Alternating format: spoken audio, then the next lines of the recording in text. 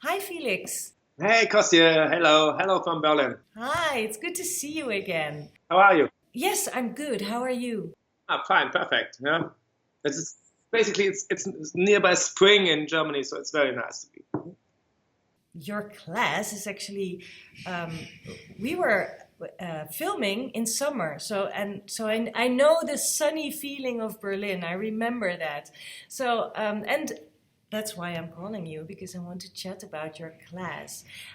People have been, I don't want to say begging, but I think it is begging. People have been begging for more Felix Scheinberger in Sketchbook Skool. So I am really happy that we have another class with you in the new course, Exploring. Good time. My new book will come out in America in summer. Huh? Oh, that's excellent. Is it this one? Is it this one? Yeah, I think it's a nice book, and they make it very well. And yes. That's fantastic. I'll just show a few pages. It's really, I think this is one of the best books ever about drawing, and Oh, come on. I mean it. I think it's really, really great. When I got it, this page, isn't that just awesome? It's just doodling, but it's okay. Yeah, just doodling. Pff. Okay, so anyway, this is going to be out in English, and that's excellent news. Congratulations. I think that is really fantastic. So a good time, not just spring, so with new books and with new projects, and I'm happy to be a part of Sketchbook School again. And yes, So are many people very happy. So let's talk a little bit about your class so people know what to expect because they have learned a lot of watercoloring from you in the other class that you taught in expressing. And now there's a few, it's a mix. So you touch upon how to get a little more confident drawing people. You also talk about ways to make your sketchbook pages more interesting. You think about the layout and the composition. And I would like to know why you think that is so important. Can you explain a little bit? I think from my point of view, it's one of the most important things. A sketchbook is a bit a diary, and it's a bit a personal thing, but it's also to make beautiful things, and I think it's much more beautiful if you don't. And it's not so boring if you make new things. If you have a page and you make a new page and create new things, it's have really much more to do with the way how you draw something. And I think it's if we don't think about this, we have some kind of comfort zone. We make it's in my case. I always draw. I draw people like you see me. Yeah. In this, yeah, I'm not so. I don't like legs, and I make. You don't like legs? No, truly, it's my comfort zone because I'm better in faces or in hands and so on. And this is my comfort zone. And but my comfort zone, uh, on the end of the day, when I fill a sketchbook and I just make drawings like this, people just the face and just the hands and so on, it's a bit boring. And if I create boring things, after a while I will be bored, and then I don't go on and on. But this is what I need to become better. Huh?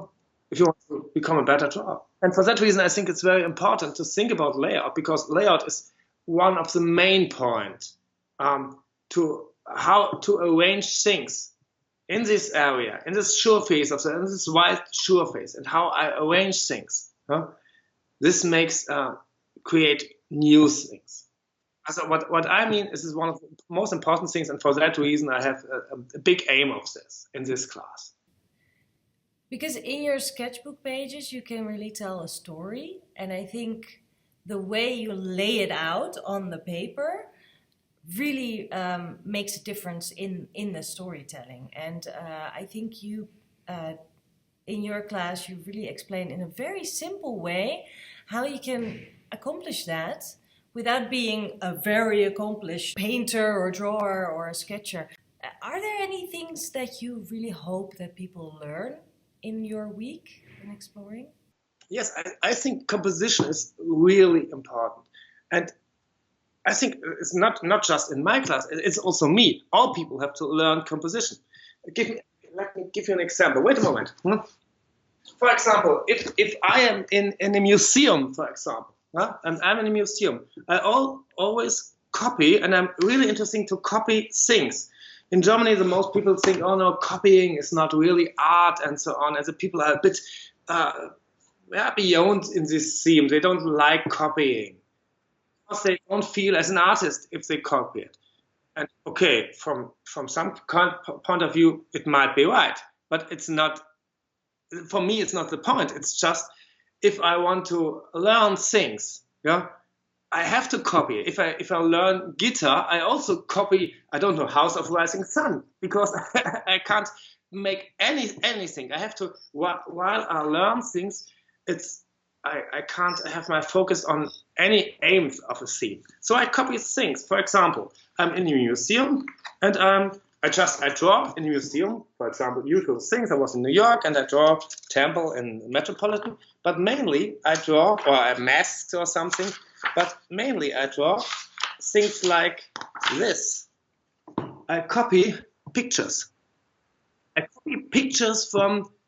This is from Franz Hals from the year 1636, an old and fat man from Franz Hals. And the point is, while I copy is, I understand how it works and how the composition works, how the weight is in the picture and so on. And I can transform it to other funny things from my painting. It's not really copying, it's just to understand the concept. And what I want to give to the people, that they just try to find out how is the concept in the picture and use it for their own pictures. So it's not copying, it's more understanding constructions. It's about understanding, yes, because it's not a literal copy, you know. I mean, it's your handwriting in there. It's also about lighting and everything who makes a picture. Yeah. But if you just want to find out everything, or just to explore anything new, that is too complicated because it's much too much. Easier just to find out how is the light, and all the other things are not in my focus, and so I can copy just the light. It can transform it to new pictures. I think it's very interesting. It's a good way and it's a very old way. This is a way painters learn painting in the 18th and 19th century. But nowadays, it's not. The people think, oh no, it's copying, I can't do this. It's true, and I think the analogy with playing guitar is really good, because you have to start somewhere and then you hear a song that you like and you just try to play that in some way, and then you will find all the layers in that song while you are actually trying to copy it. So I think that's a really good analogy, yes. And also, music is about practice just as much as drawing is. Yeah, but it is like all other arts. It is also cooking. Yeah? If you want to create new things, it is also good to have knowledge about old things. Yeah? So if you want to invite everything new because you don't want to copy something, it is completely weird. Yeah? Yeah, and also the cooking analogy is really great because, sure, you want to maybe be creative in a kitchen, but you cannot put all ingredients that you like individually together and then expect it to be a beautiful dish, you know? It's going to be horrible. So you need to find the right ingredients to make something beautiful. And you need to learn that. And to speak in this example, if it's art, art is not, okay, it's not a recipe, and you don't have to have a recipe for art because this is also stupid. But it has something beyond. You need rules and you need constructions and so on, but it is also creativity what you need. And this is not, and you can't, so this means you have to taste it and you have to feel it and you have to, oh, maybe it needs this or this, and you have to use your fantasy. But it's also, you can't put, as you say, anything together just because you have it. That really taps into the whole theme of the course, exploring. You need to explore things to understand how to use them. So is there anything creatively that you would like to be exploring now? I use fine liners all the time, and I use just because I have this sketchbook. And if you have I don't know, use crayons or something, it smears on a sketchbook. So I'm used to use fine liners, but how can I explain? Here is a good example. It was 3 weeks ago. This is a drawing in fine liner, and this is the same scenario in colors, and not the outline is not fine liner. It is crayon. And I think I want to much more go into it. This is also my comfort zone. I have to leave it from time to time. Because I'm just used in this fine liner stuff because it was in the past it was very easy. It don't smear and it's just you have it here and you don't need colors. But truly there are so many more interesting things, and I just want to use new techniques. I want to use crayons and I want to use more colors and not so much this fine liner stuff for a while, not anymore. Great. I like that. And that's the wonderful thing, because this is an ongoing discussion inside of Sketchbook Skool. Like, can you call yourself an artist if you are still not accomplished enough in certain techniques? And I think you definitely can, because every artist keeps learning new stuff and keeps developing. That's part of making art, right? So that's why I'm really happy that we have you back in Sketchbook Skool. I'm so happy to be a part of Sketchbook Skool again. Yeah. We can explore further together. Is there anything you want to share, or any tips you have, or anything else before we say goodbye? Very easy thing. What I do, I told about gray weather in Germany, and it will take a time, maybe a month, until it's warm enough to go out. And for me, it's not means that I'm not going sketching. I just go to other places sketching. And I have a picture I did last Friday, and I want to show you. And this was a wonderful day in a National History Museum in Berlin. Wait.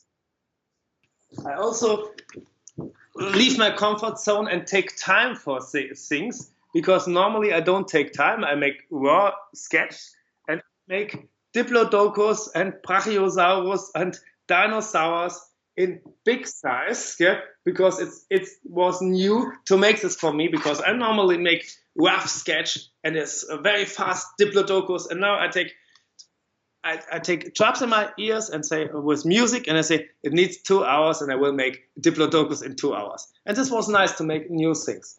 So during the rainy, cold springtime in Germany, we have wonderful museums, and this is what I would recommend all the people outside.